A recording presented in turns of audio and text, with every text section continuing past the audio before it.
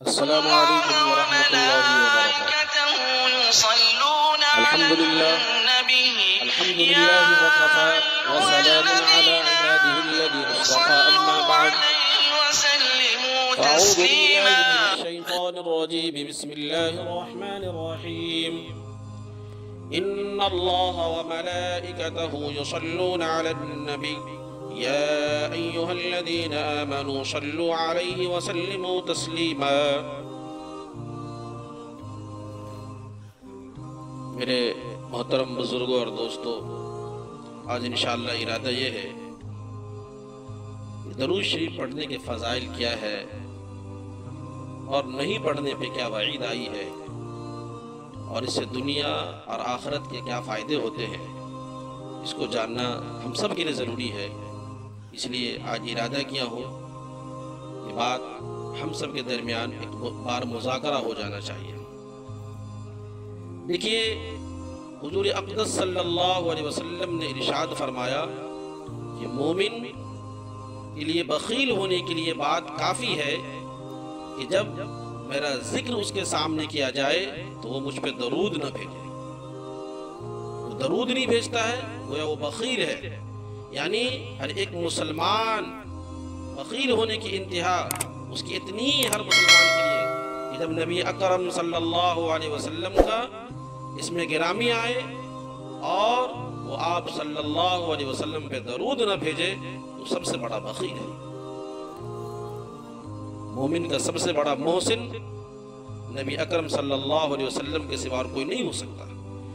آپ کے جتنے احسانات اس امت پر ہیں، خاص طور سے ان لوگوں پر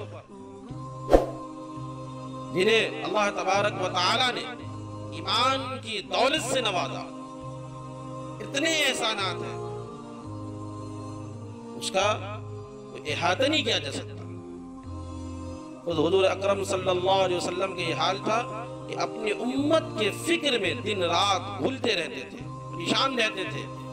ایک صحابی ہے، حضور اقدس صلی اللہ علیہ وسلم کی حالت کو بیان فرماتے ہیں، کہتے ہیں کہ جب بھی میں آپ کو دیکھتا تو ایسا معلوم ہوتا تھا کہ آپ کسی فکر میں ہیں، کوئی غم میں ہیں، آپ پہ کوئی پریشانی طاری ہے۔ علماء فرماتے ہیں کہ یہ فکر، یہ غم کسی اور چیز کا نہیں تھا۔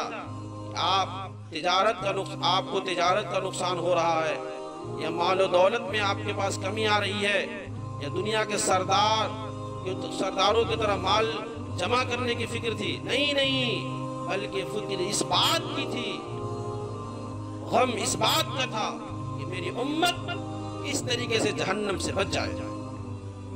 دن رات اس فکر میں لگے رہتے تھے کہ میری امت اس طریقے سے جہنم سے بچ کے جنت میں جانے والی بن جائے۔ جو نبی پوری زندگی امت کے لیے روتے رہے، بلکتے رہے، ان کے لیے تڑپتے رہے، امت کا یہ حال ہے کہ امت اپنے نبی کے نام کو نہیں جانتی، ان کے والد کے نام کو نہیں جانتی، ان کی تاریخ اور ان کی سیرت کو نہیں جانتی۔ یہ امت نبی صلی اللہ علیہ وسلم کی سیرت کیا ہے، شکل و صورت کیسی تھی۔ ہم نے اپنے محسن کے احسان کو فراموش کر دیا۔ اتنا تو حق بنتا ہے نا کہ نبی صلی اللہ علیہ وسلم کی سیرت کو اپنایا جائے، ان پہ کثرت سے درود بھیجا جائے۔ آپ کے بڑے احسانات ہیں۔ ایک حدیث میں ہے کہ حضور اکرم صلی اللہ علیہ وسلم فرماتے ہیں کہ میری مثال اور تمہاری مثال ایسی ہے جیسے ایک شخص نے آگ روشن کی ہو، اس آگ پر پروانے آ کر کے گرنے لگے، اور ایک شخص ان پروانوں کو آگ سے دور ہٹانے کے لیے دور ہٹا رہا تاکہ پروانے نہ جائے، وہاں جائیں گے جل جائیں گے۔ میری مثال یہ ہے کہ تم لوگ پروانے ہو اور آگ میں جلنے کے لیے جہنم میں جا رہے ہو، میں تمہاری کمر کو پکڑ کے کھینچ رہا ہوں کہ جہنم میں نہ جاؤ، جنت میں آ جاؤ، جنت کی طرف چلو۔ یہ امت اپنے نبی کو ایک بار بھی یاد نہیں، دن میں درود نہیں بھیجتی۔ یاد رکھیے، ہم اور آپ جو درود پڑھتے ہیں اللہ کے نبی صلی اللہ علیہ وسلم تک فرشتے وہ درود پہنچاتے ہیں۔ جو درود پڑھتے ہیں آپ کا اور آپ کے والد کا نام لے کر کے اللہ کے رسول صلی اللہ علیہ وسلم کے سامنے پیش کیا جاتا ہے کہ آپ کے فلاں امتی نے آپ پہ درود بھیجا ہے۔ قرآن کریم کی جو آیت میں نے پڑھی ان اللہ و ملائکتہ یصلون علی النبی یا ایھا الذین آمنوا صلوا علیہ وسلم تسلیما، اس کا مطلب جانتے ہیں؟ اس کا ترجمہ یہ ہے کہ بے شک اللہ تبارک و تعالی اور اس کے فرشتے نبی پاک صلی اللہ علیہ وسلم پر درود بھیجتے ہیں، اس لیے اے ایمان والو تم بھی حضور اکرم صلی اللہ علیہ وسلم پر سلام اور درود بھیجا کرو۔ ایک بات غور کرنے کی ہے، یہ نہیں فرمایا کہ تم درود بھیجو، بلکہ یہ فرمایا شروع میں کہ اللہ اس کے فرشتے درود بھیج رہے ہیں، لہذا تم اپنی بھلائی چاہتے ہو تو تم بھی بھیجو۔ ورنہ اللہ کے رسول صلی اللہ علیہ وسلم کو تو فرشتے اللہ تبارک و تعالی درود سلام بھیج ہی نہیں ہیں۔ فرمایا گیا،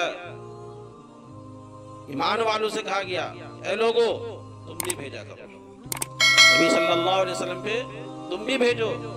اور دوسری طرف اشارہ اس بات کی طرف بھی ہے کہ درود شریف بھیجنے کا جو عمل، اس عمل کی شان نرالی ہے، اس لیے کہ دنیا میں جو بھی آپ عمل کرتے ہیں، جو بھی آپ نماز پڑھتے ہیں، کہیں پہ نہیں لکھا ہے اللہ تعالیٰ آپ کے ساتھ نماز پڑھتے ہیں۔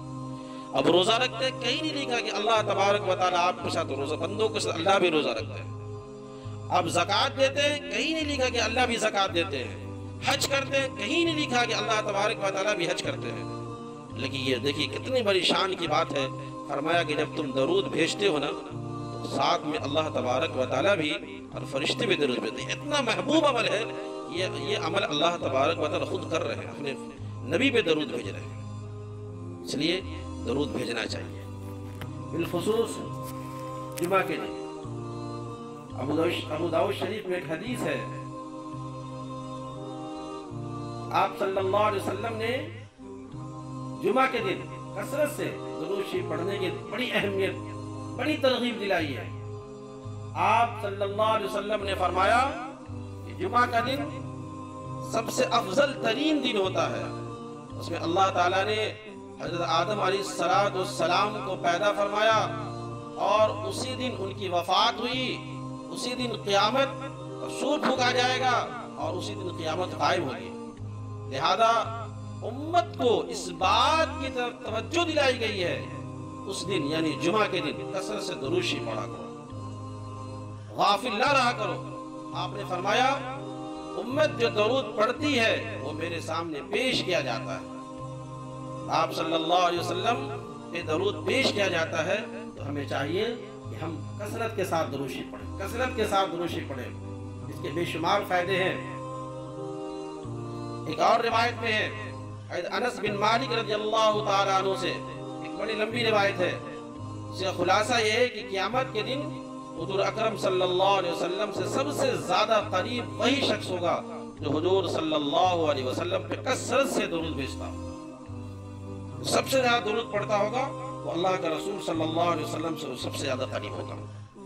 اور فرمایا جو شخص جمعہ کے دن 100 مرتبہ درود شریف پڑھے گا، اللہ تبارک و تعالی اس کی 100 حاجتیں پورا فرما دے گا، اور جو شخص 100 حاجتیں پورا فرمائے گا اور دنیا میں 30 حاجتیں اس کی پوری ہوگی اور 70 حاجتیں آخرت کے لیے اللہ تبارک و تعالی یعنی آخرت اس کو پورا فرمائے۔ کتنی بڑی فضیلت ہے۔ اسی طریقے سے ایک اور روایت میں حضرت ابی بن کعب رضی اللہ تعالی عنہ جو بڑے مشہور اور جلیل القدر صحابی ہے، وہ فرماتے ہیں کہ میں نے رسول اکرم صلی اللہ علیہ وسلم سے کہا کہ اللہ کا رسول صلی اللہ علیہ وسلم میں آپ پر زیادہ درود پڑھنا چاہتا ہوں، آپ صلی اللہ علیہ وسلم کا کیا خیال ہے، میں آپ پہ کتنا درود پڑھوں؟ آپ صلی اللہ علیہ وسلم نے فرمایا جتنا چاہو۔ میں نے کہا چوتھا حصہ یعنی دن کا چوتھا حصہ؟ آپ صلی اللہ علیہ وسلم نے فرمایا جتنا چاہو، اگر اس سے زیادہ پڑھو تو تمہارے لیے بہتر ہے۔ میں نے پھر کہا اے اللہ کے نبی صلی اللہ علیہ وسلم دن کا آدھا حصہ؟ آپ صلی اللہ علیہ وسلم نے فرمایا جتنا چاہو، اگر اس سے زیادہ پڑھ لو تو یہ تمہارے لیے بہتر ہے۔ میں نے پھر کہا اللہ کے رسول صلی اللہ علیہ وسلم اپنے دن رات کے 2/3 حصہ درود پڑھو؟ آپ نے پھر فرمایا جتنا چاہو، اگر اس سے زیادہ پڑھو گے تو تمہارے لیے بہتر ہے۔ میں نے پھر کہا آپ صلی اللہ علیہ وسلم پہ میں درود پڑھتا ہی رہوں. آپ صلی اللہ علیہ وسلم نے فرمایا تب تمہیں اور تمہاری پریشانی سے بچا لیا جائے گا، تمہارے گناہ معاف کر دی جائیں گے. علماء نے لکھا ہے انسان کو سہولت کے اعتبار سے درود شریف پڑھنی چاہیے، اہتمام ہونا چاہیے.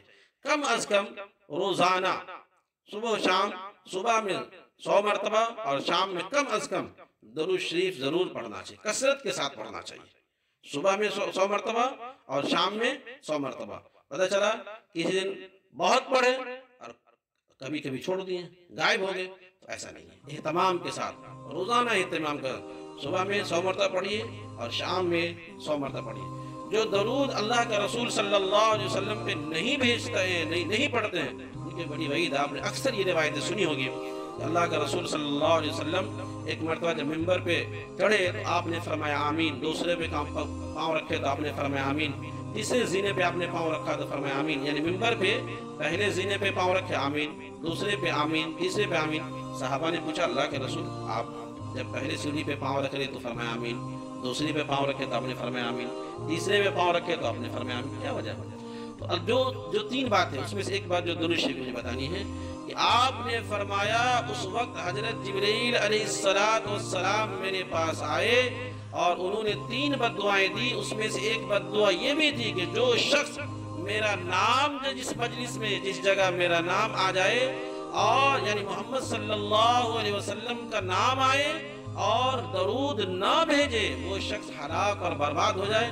اللہ کا رسول صلی اللہ علیہ وسلم نے کہا آمین. یہ بد دعا کون دے رہے ہیں؟ بد دعا دے رہے ہیں حضرت جبرائیل. آمین کون کرے؟ اللہ کے رسول صلی اللہ علیہ وسلم. اس کی قبولیت میں کوئی شک ہے؟ کوئی شک نہیں. اس لیے اللہ کے رسول صلی اللہ علیہ وسلم پہ کثرت کے ساتھ درود پڑھنی چاہیے. بہت اہتمام کے ساتھ درود پڑھیے، بہت اہتمام کے ساتھ. اس لیے دنیا کا دستور ہے آپ کہیں جاتے ہیں تو اپنے رشتہ دار، اپنے اہل و عیال کے لیے کوئی تحفہ لے کر کے جاتے ہیں. نہیں جاتے ہیں تو وہاں شرمندگی محسوس ہوتی ہے. اسی طریقے سے اللہ کے رسول صلی اللہ علیہ وسلم جو ہمارے بڑے محسن ہیں، کثرت کے ساتھ درود پڑھیے، اہتمام کے ساتھ درود پڑھیے، کثرت کے درود پڑھیے. دنیاوی بہت بے شمار فائدے ہیں اور اخروی بے شمار فائدے ہیں. اس لیے بہت اہتمام کے ساتھ درود شریف پڑھنا چاہیے. درود شریف پڑھنے سے میں نے بتایا کہ آپ کے ساتھ آپ کے درجات بھی بلند ہوتے ہیں. آپ کے اس درود کے ساتھ آپ درود پڑھتے ہیں تو اللہ تبارک و تعالیٰ بھی اللہ کے رسول صلی اللہ علیہ وسلم پہ درود اور سلام بھیجتے ہیں. بعض روایتوں میں آتا ہے کہ جو شخص اللہ کے رسول صلی اللہ علیہ وسلم پہ درود بھیجتے ہیں اللہ تبارک و تعالیٰ اور فرشتے اس شخص پہ سلامتی کی دعائیں کرتے ہیں، سلامتی بھیجتے ہیں. تو دنیاوی بھی فائدے ہیں، اخروی فائدے ہیں.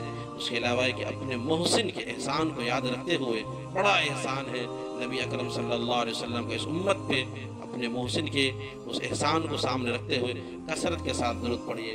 دوسری چیز یہ یاد رکھیے کہ جو درود ہو، درود تھوڑا اتھینٹک ہو، یعنی اچھی درود ہو، من گھڑت درود نہ پڑھا کریں. درود ابراہیم پڑھیے. اور اس کے علاوہ یہ ہے کہ بعض روایت میں بھی آتا جزا اللہ عنا محمدا ما هو اہلہ، اس کے بے شمار فائدے ہیں. تو کم سے کم نہیں جو آپ کو درود یاد ہے، جو نماز پڑھتے درود ابراہیم وہ پڑھیے، لیکن اہتمام کے ساتھ پڑھیے. درود سے پڑھنے کے بے شمار فائدے ہیں. ان اللہ و ملائکتہ یصلون علی النبی اللهم صل على محمد وعلى آل محمد كما صليت على إبراهيم وعلى آل إبراهيم إنك حميد مجيد. اللهم بارك على محمد وعلى آل محمد كما باركت على إبراهيم وعلى آل إبراهيم إنك حميد مجيد. إن الله وملائكته يصلون على النبي يا أيها الذين آمنوا صلوا عليه وسلموا تسليما. وآخر دعوانا الحمد لله رب العالمين. السلام عليكم.